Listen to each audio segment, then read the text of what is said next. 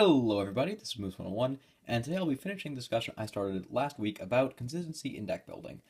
If you missed part 1, I'll leave a link in the description so you can go check that out. In the last episode, we discussed cards that you can add to help you power through your deck and get to the cards you need, and how you can utilize the extra deck to produce consistent answers to your opponent's cards. This week, I want to discuss other ways you can optimize your main deck to improve consistency besides just adding cards that help you find your other cards. So some cards in your deck are built to work with other cards. These cards are highly synergistic. Cards with high amounts of synergy often allow for the most ridiculous combos and most optimal play sequences in the right conditions. However, conditions are not always favorable, so the flip side of a card's purpose in a deck, its utility, is important when you don't draw a great hand. Almost every card has some level of utility.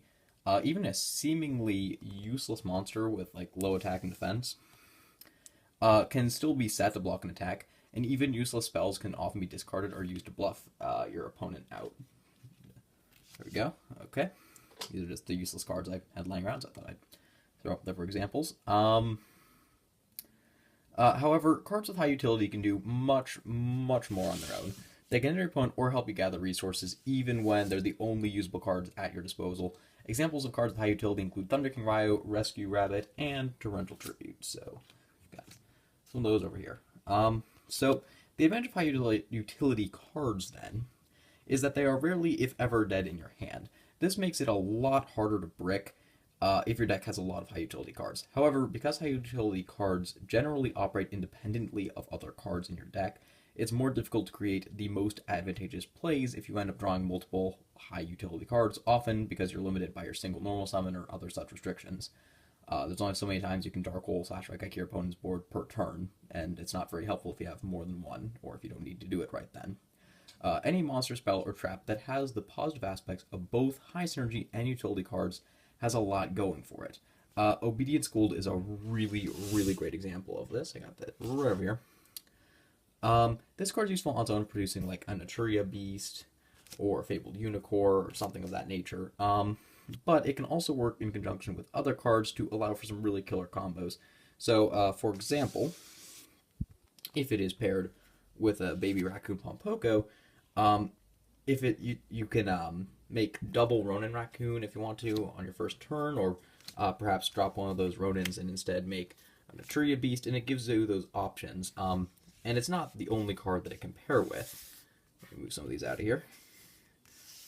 I'm going to get a stand soon, I think, because I like the quality of the video with this, but it does make it a little bit difficult when I'm holding with one hand and speaking with the other one. But it also works with other cards like Beast King Barbaros, which will allow you to make Leo, Keeper of the Sacred Trees, if you so desire, or you can just nuke the board by tributing the 3 monsters you summon with it. It gives you options, and it's a really great card pretty much whenever you see it in your hand. So that is a good example. When trying to make your deck more consistent, you need to be able to find the right balance of high synergy and utility cards. Too many cards that are good on their own but that don't work in conjunction with other cards can actually cause a deck to become less consistent. This is why some very streamlined decks will cut out trap cards completely. The right balance is different for every deck, so you should mess around with that if you aren't happy with how your deck has been running. The last thing I want to discuss before concluding the discussion of consistency is versatility in a deck and how it impacts consistency. A deck is versatile if it has many different cards and plays at its disposal. For some decks, this means including more different cards in the main deck, opting to run more cards at 1 or 2 copies than at 3. This type of versatility allows the deck to contain answers to more situations, but it also makes it more difficult for your opponent to anticipate your plays. Not but. Both of these are good things, but running more different card names and less copies of your core cards does hurt your deck's consistency. This naturally sort of sets versatility and consistency against each other when you're building a deck, so finding ways to improve either your consistency or versatility without having to harm the other as much as you might typically have to is a crucial part of improving your deck. So one way to do this is by adding in situational cards that are searchable by things you're already running. If you're already running an emergency teleport, or, 3, you can run a single copy of Ghost Ogre and Snow Rabbit to have the option to grab a tuner or blow up an opponent's monster when it activates an effect. A lot of this kind of versatility is applicable to on-theme cards, like Gravekeeper's Guard and Gravekeeper deck, or Elemental Hero Ice Edge and Hero deck, or something like that. So, another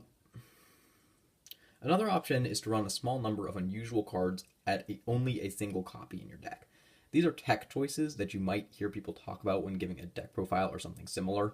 These cards can often create a large impression on your opponent in one game, so they'll be mindful of the possibility that these cards could appear again, even if that's really unlikely because you're only running one, maybe two.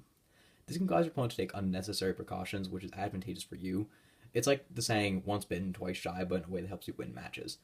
Perhaps your opponent ran headlong into your single Mirror Force last game, so now they're not going to attack into that set back row because they're afraid it's going to happen again, even though that's very unlikely. Better yet, maybe your opponent sided against a card that you'll never draw all game, and you'll end up winning because they have dead cards that are not useful against you. These tech cards get you all the benefits that versatility offers, while only slightly reducing consistency because you only need to include one copy of them. So, you don't need to run less copies of your core cards usually to fit one of them in. So, that concludes our discussion of consistency in deck building. Is there something else you'd like me to discuss? Leave a comment, let me know what you're interested in. If you liked the video, and if you did, I hope you liked the video, and if you did, please remember to leave a like and subscribe to the channel. And until next time, see ya. Thank you very much for watching.